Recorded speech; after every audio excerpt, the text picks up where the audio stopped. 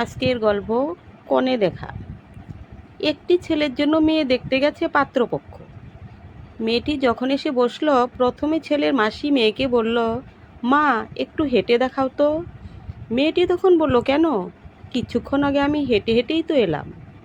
ছেলেটির বাবা তখন বলল, মেয়ে দেখছি খুব বুদ্ধিমতী, মেয়ের কথায় যুক্তি আছে। এরপর ছেলের পিসি বলল, তোমার ঠিকানাটা ইংলিশে লিখে দাও তো। মেয়েটি বলল, আমি ইংলিশে অনার্স, আর আমাকে আপনারা ইংলিশে ঠিকানা লিখতে বলছেন? এতে করে পরোক্ষভাবে আমায় অপমান করা হচ্ছে নাকি?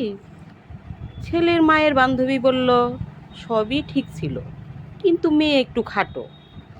মেয়েটি মুচকি হেসে বলল, খাটো হলে অসুবিধা কি? আপনারা তো আমায় দিয়ে আর বাড়ির সিলিং ফ্যান পরিষ্কার করাবেন না, আর অত উঁচু হিল পরে থাকলে অন্যকে খাটোই মনে হয়। ছেলের বাবা তখন বলল, তোমার সিলিং ফ্যান পরিষ্কার করা নিয়ে ভাবতে হবে না মা, তোমার শাশুড়ি যথেষ্ট লম্বা, ওই কাজটি না হয় তোমার শাশুড়িই করবে। ছেলের মা ছেলের বাবার দিকে এমনভাবে তাকালো, তা আর বলার নয়। এবার ছেলের মা মেয়েটিকে বলল, তোমার মুখ যেমন চলে, তার রান্নাবান্নায় ঠিক ততটা হাত চলে তো?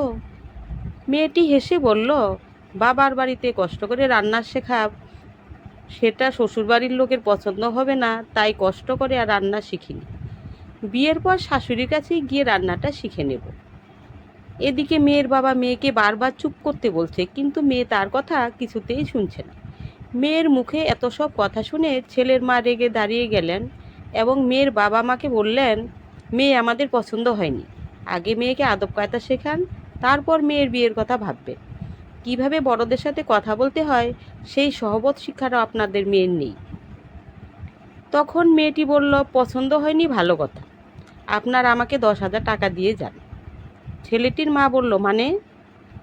মেয়েটি তখন বলল, এটা কোনো কাঙাল ভোজ না, আপনি দলবল নিয়ে এসে খেয়ে যাবেন। আমাদের মতো পরিবার 3টি পদ রান্না করতে ভয় পায়, আর সেখানে আপনাদের জন্য এতগুলো পদ রান্না করেছে, তার দাম তো আপনাদের দিতেই হবে। আর দাম যদি দিতে না পারেন, তাহলে আপনার ছেলের সাথেই আমায় বিয়ে দিতে হবে। আপনি আপনার ছেলের জন্য মেয়ে দেখতে যাবেন, ঠিক আছে, সেখানে আপনি আপনার স্বামী ছেলে বড়জোর 5-6 জন আসতে পারেন। তা না করে আপনি আপনার 14 গোষ্ঠী নিয়ে দলবল বেঁধে আসবেন, আর আপনাদের জন্য এত কিছু আয়োজন করলো সেগুলি নষ্ট হবে, তার দাম দিবেন না, তা তো হতে পারে না। এরপর যখন আপনারা ছেলের জন্য মেয়ে দেখতে যাবেন, 4 থেকে 5 জন যাবেন, তাহলে আমার বাবার মতো টাকা ধার করে আয়োজন করতে হবে না।